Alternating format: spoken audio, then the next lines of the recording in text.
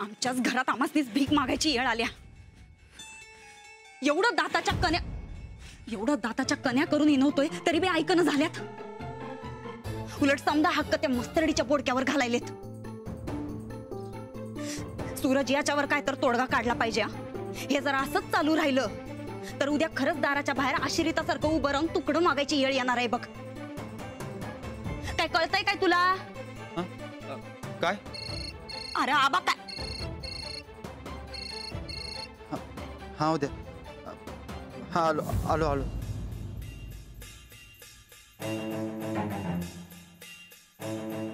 ते अवद्या वाट बघालाय। हा काय सांगू त्याला? सांग 2 झोळे बनवून ठेव म्हणाव। उद्यापासून मी आणि माझी बायको दोघं बी भीक मागायला सुरुवात करणार आहे। झोळे बनवाय तरी पैसे देणार आहेत का नाही कुणास ठाव। सूरज यो समजा तुझा नाकर्तेपणा या।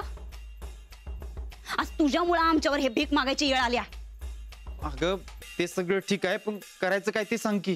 काय आम्हाला ते विचारू नकस, तुझं तू बघ काय करायचं ते। हे बघ सूरज, अरे खरंच काय चाललंय सूरज? पास पास लई झालं आता, लई झालं। आमासनी डावलून त्या मास्तरडीच्या नावावर जमीन केल्या काय? आता 4 नाही चांगली 40 एकर जमीन आमच्या नावावर केल्याशिवाय राहणार नाही। असा काय झटका देणार आहे का नाही समद्यांना दरदरून घाम फुटला पाहिजे।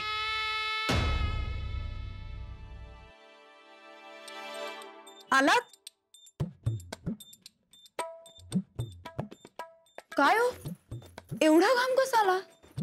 ते तालमीत आलोय ना व। तरी एवढा घाम? वय ते घाम न सुकवता चालूय।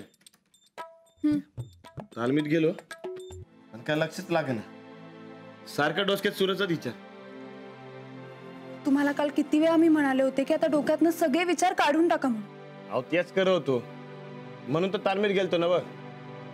कुस्त्यांवर कुस्ती बी खेळलो पण डोसक्यातनं काही विचारच जाईना। पण हा मला येताना एक आयडिया गावली बघा। कसली? ते सूरजला समजा भानगडीतनं बाहेर काढायची। ते येताना त्या माणसांना बी भेटलो मी।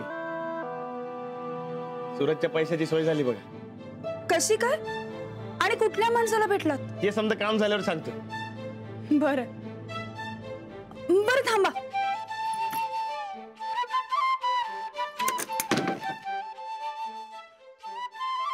हे बघा। हे काय आहे? आबांनी तर मला शेतकरीच करून टाकले। 4 एकर जमीन माझ्या नावावर केली आहे। अरे वा, म्हणजे आज 2 गोष्टी चांगल्या झाल्या म्हणायचं की। मग काय शेतकरी काय म्हणताय? अजून काही मी शेतकरी झाली नाहीये बर का। पण खरं सांगू आबांनी ही जमीन सूरज भाऊजींच्या नावावर करायला हवी होती। जाऊबाईंनी तसंच वाटत होतं। मला इच्छा नव्हती पण आबांनी माझं काही ऐकलंच नाही आणि सगळी जमीन माझ्या नावावर करून टाकली। आपल्यामुळे असं कोणी दुखावू नये ना।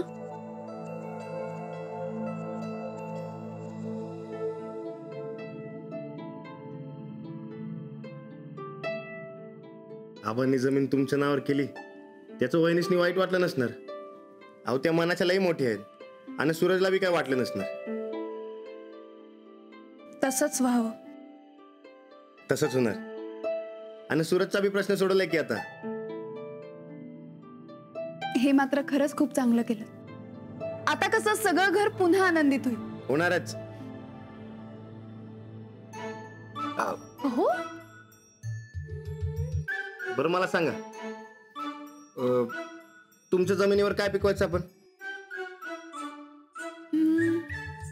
त्याकरता ना मी एक कन्सल्टंट ठेवणार आहे। सल्लागार हा ज्याला या सगळ्या गोष्टींची नीट माहिती असेल आणि त्याचं नाव आहे रणविजय गायकवाड। अरे म्हणजे मीच की। ठीक आहे पगार किती देणार? पगार हा मग देणार ना। पिठलं भाकरी चालते की। बरं सांगा काय पिकवायचं? ते आता तुम्ही ठरवा। नाही सांगा की. नाही तुम्ही ठरवा. हा, आपण तुमच्या जमिनीवर फुलं पिकवायची, म्हणजे समधीकडे फुलंच फुलं बघा. असं का? कारण तुम्ही फुलासारखा आहेसा, म्हणून तुमच्या जमिनीवर समधीकडे फुलच फुल असणार बघा. अहो, या फुलाला काटे पण आहेत, विसरू नका. चला आता आवरा लवकर आणि मला शाळेत जाऊ दे. उठा लवकर आणि आंघोळ करून घ्या. अहो चला लवकर, चला चला चला आंघोळीला चला.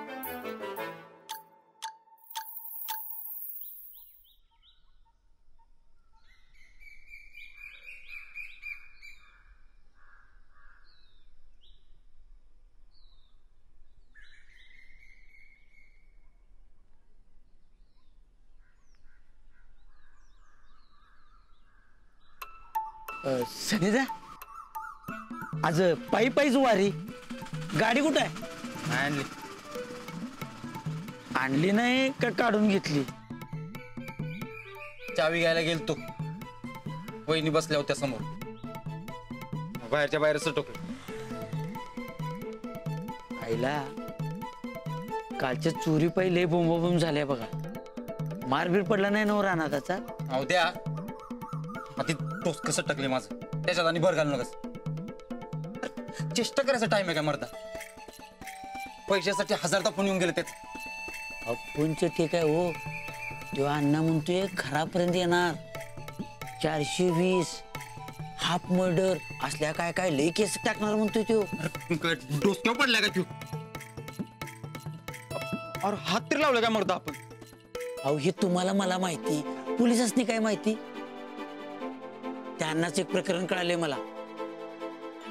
माग म्हण त्यानं स्वतःच्या अंगावरती वार करून घेतलं. 4 साक्षीदार जमिलं, केस उभा केली आणि ती जिंकली बी. आजवरच्या सगळ्या प्रकरणात हे प्रकरण लई हंगाड आहे बघा. दरवेळी आपणच कसं काय फसत जातो? जग पैसा कमवतोय ना आपण, जरा काही करायला गेले की अंगलटच येते. नशिबा पुढं कुणाचं काही चाललंय काय सनेदा? अरे कसलं नशीब? या अन्नाचं प्रकरण तेवढं 1-2-3 दिवसात मिटवा. फायनल 2 दिवसाचा टाइम दिलाय त्यानं. अरे मर्दा तूच काहीतरी तोडगा काढ की. सनेदा, आपण नेहमी थोडक्यात लई कमवाय जातोय आणि तिथंच गणतोय. यावेळी मात्र आपण असं करायचं नाही, साधा सरळ उपाय काहीतरी शोधायला पाहिजे. साधा सरळ म्हणजे? साधा सरळ म्हणजे घरातनच घ्यायचं पैसे. अरे घरातनं पैसे दिलं असतं तर एवढं गळ्याशी आलं असतं का? घरातनं पैसे घ्यायला पाहिजे. बहिणींकडे मदत मागा की. अरे वहिनी पुढे जायची हिंमतच होईना झाली मला. अरे सरळ वागणं असं म्हणलं होतं त्यासनी. सरळवाल्या वहिनींकडे नव्ह, चालाक वहिनींकडे. नंदिता? हा, अरे तिनं बी जमिनीचा मार्ग काढला होता, पण आपण नावावरच करणं झाल्यात जमीन. मग आता काय फास घेण्याशिवाय पर्याय दिसेना झालाय मर्दा. हो सनिदा, असं वाईट वंगाळ काय बोलणं का सकाळ सकाळी? अरे मग काय करू? ह्याच्यावर मला एकच तोडगा दिसतोय. कुठला? तुम्ही नंदिता वहिनीसनी सपशेल लोटांगण घाला, ह्यातनं काय बी करून सोडवा म्हणा. त्यासनी जर तुमची काय कणव आली तर आली. कसली कणव मर्दा? 1 नंबरची बनेल बायाबती. अरे मी सुटलो काय आणि अडकलो काय, तिला काय बी फरक पडत नाही बघ. उलट मला शानपणा सांगत बसते. 4ला 8 ऐकून घ्या. हो, लोक येळ पडल्यावर गाढवाचं पाय बी धरतात. तुम्हाला तर तुमच्या बायकोचं पाय धरायचं आहे. सगळ्या गावासमोर अब्रू जाण्यापेक्षा घरातल्या घरात खोलीत पाय धरलेलं कवा बी चांगलं. बाबा विचार करा.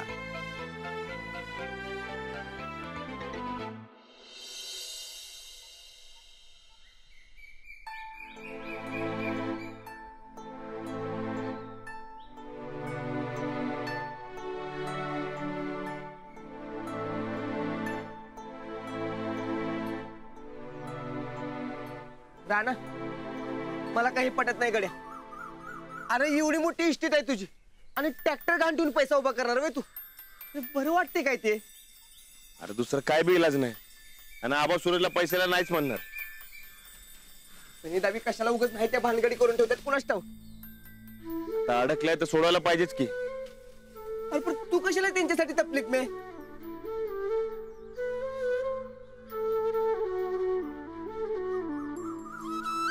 अरे भाऊ आहे माझा आणि भावासाठी एवढं तर करायलाच पाहिजे. अरे पण रानात ट्रॅक्टर घाण ठेवलास तर शेतातली काम कशी होणार? जेवढं ताकदी नव्हतं तेवढं करू की. बाकी पुढचं पुढे बघू.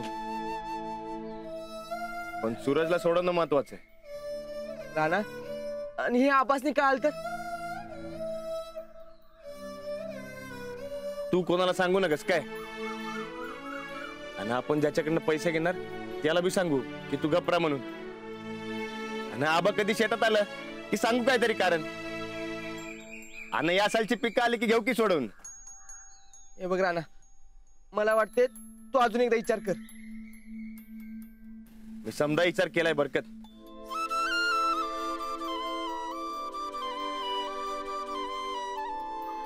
राम राम राणादा. राम राम. ह्योच काय तो ट्रॅक्टर? होय, योच ट्रॅक्टर काय महिन्यांसाठी गानवटीला ठेवायचं. घाणवटीला? ते आणि कशाला? ती मला जरा पैशांची गरज होती म्हणून. काय चेष्टा करताय राणादा? 1000दा इकत घेशील मला. मला वाटलं ट्रॅक्टर जुना झाला आणि नवीन घेणार आहे म्हणून. पण हे घाणवटीचं काय चित्रच आहे. माझी गरज आहे असं समजानं करा व्यवहार. त्याचं काय, मला घरातनं पैसे घेता येणार नाही म्हणून. पैसे देतो पण हा ट्रॅक्टर नको बाबा. नाही नाही, व्यवहार म्हणजे व्यवहार. तुम्ही ट्रॅक्टर घेऊन पैसे देणार असतील तर मी पैसे घेणार. मला कसं तरीच वाटतंय. पैसे देतो मी, तुम्ही जसं जमल तसं मला द्या. नाही नाही, हे असं पैसे घेणं मला बरोबर वाटत नाही. आणि तुम्ही माझ्यासाठी तुमचे नियम मोडू नका. तुम्ही म्हणताय म्हणून, नाहीतर आयुष्यात तुमच्याकडून गॅरंटी म्हणून काय घेतलं नसतं. होय, मी म्हणतोय म्हणून तरी घ्या. ठीक आहे, संध्याकाळी पैशाचा बंदोबस्त करतो. तुम्ही या कधी बी. चालते. बरकत, चावी आण.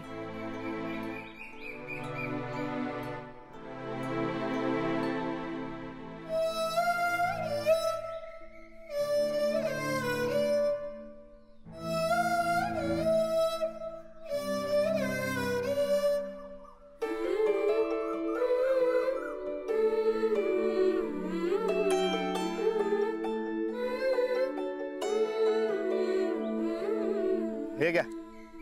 ठीक आहे, येतो मी.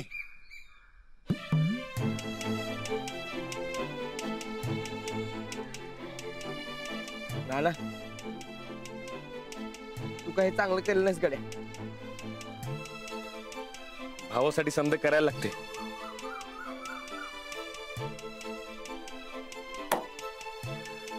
चल.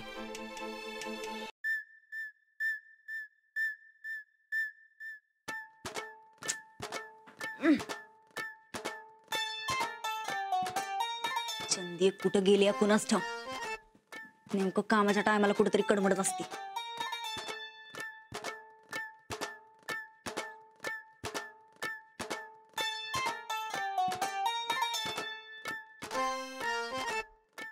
सूरज, काय र, काय झालं? अरे वा, मेकअप चाललाय वाटतं. मेकअप नाही, डोळं गार करणं चाललंय. लय गरम झालेत काय? डोळं नाही र, डोसकं गरम झालंय आमचं. अरे बाबा, मी गार करून देतो की मग. हा, अगं माझ्या नंदुडीचं डोसकं गरम होणं म्हणजे चांगली गोष्ट नाही. अरे काय करायला आहेस? थांब जरा. ए सूरज, काढ बरं ते. काय चाललंय? हट, उगा आमचं केस खराब व्हायचं बघ. अगं आता तुझं डोसकं गार करायला लागलो तू. बरं तू सांग, काय करू मी? काय झालं? आज बायकोवर लईच माया होतू चालल्या. अगं कारण मला कळलंय की माझ्या बायकोशिवाय माझं दुसरं कुणी बी नाही ते. तुझा पैशाचा प्रश्न सुटला नाही काय अजून? तू सोडू की. अगं मी काय बी करतो बघ मग तुझ्यासाठी. तू उठ म्हणलीस की उठणार, बस म्हणलीस की बसणार. नुसत्या भानगडीतनं बाहेर काढ म्हणजे झालं. भानगड तुझी, अडकलायस तू. आम्ही कशा पाय आमचा जीव आठवून घ्यायचा र? नाही आणि एवढं समजा करून आम्हाला काय मिळणार आहे? अगं तुला काय पाहिजे सांग की तू. पाहिजे तर गुलाम होतो तुझा. पण यात न सोडू की.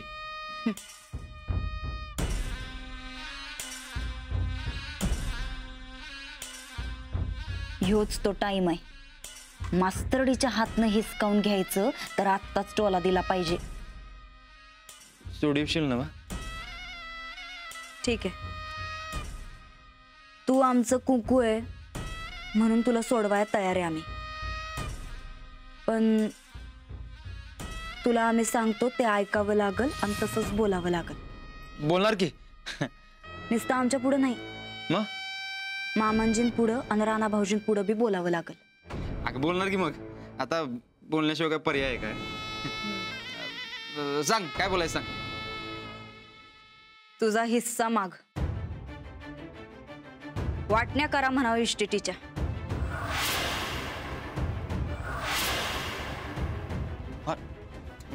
डोसकं बिस्क फिरलंय काय तुझं? वाटलंच आमस्ती तू असं म्हणणार. आम्ही आमच्या नवऱ्याला संकटातनं बाहेर काढायचं म्हणून म्हणायलोय. पण स्वतःचं भलं कशात आहे हे आमच्या नवऱ्याला कळतच नाही. राहू दे. अगं पण वाटण्या कशा मागणार? कशा मागायच्या म्हणजे? हक्कानं मागायच्या. हे बघ सूरज, तू तुझ्या नावाची थोडी जमीन ऐक. आलेल्या पैशातनं तुझं जे काय कर्ज असेल ते फेड. नवा बिझनेस सुरू करू आणि दोघं जण एकदम सुखात राहू. नाही नाही, आजभर हे घर एक आहे आणि माझ्या भानगडी पायी वेगळं कसं करू मी? अरे पण हे घर आयुष्यभर एकच राहणार आहे काय? जग राहटीला धरून कधी ना कधी हे घर वेगळं होणारच आहे. ते थोडं लवकर होईल, त्यात काय फरक पडणार आहे एवढा? कधी ना कधी असं मनाविरुद्ध निर्णय घ्यावं लागतात. आम्हासनी काय हौस नाही र वाटण्या करण्याची. पण आम्ही जे करायलोय ते तुझ्या भल्यासाठी. तुझा असं हाल बघवत नाहीत रा आम्हासनी आता. अगं एवढंच वाटतंय तर दुसरा काहीतरी तोडगा काढ की. अगं हुशार आहेस ना माझ्यापेक्षा.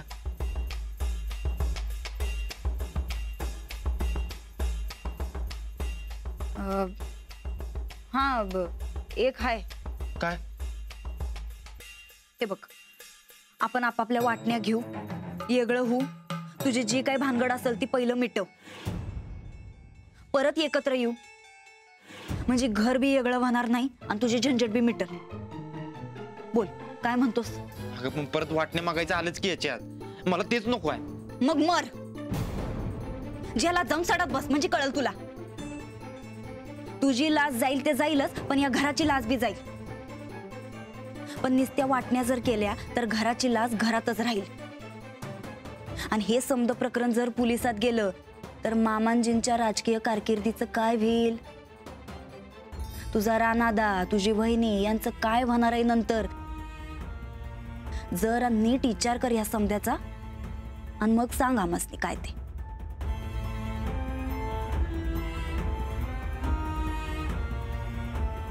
ठीक आहे, तू म्हणतेस तर मागूया वाटण्या. खरंच काय? आता दुसरा काय पर्याय दिसेना झालाय मला.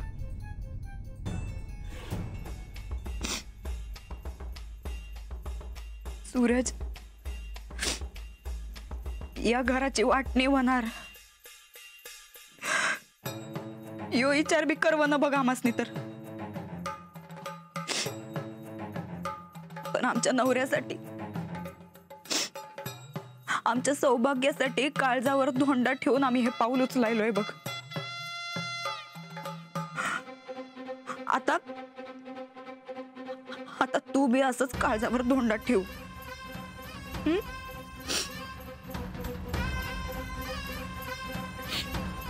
आणि ऐक, आज रातच्या जेवणाच्या टायमाला ह्यो विषय काढू आणि संपूनच टाकू.